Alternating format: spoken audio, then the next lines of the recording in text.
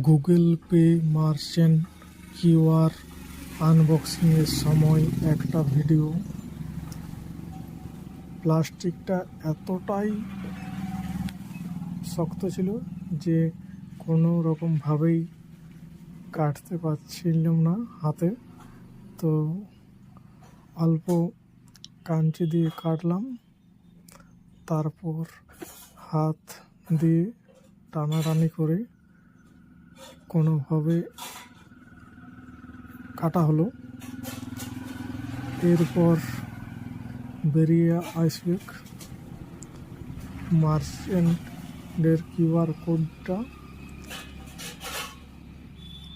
Code বেরিয়ে এলো। এরপর স্ট্যান্ড, এটা হলো স্ট্যান্ডের নিচের অংশটা, যেটা লাগালে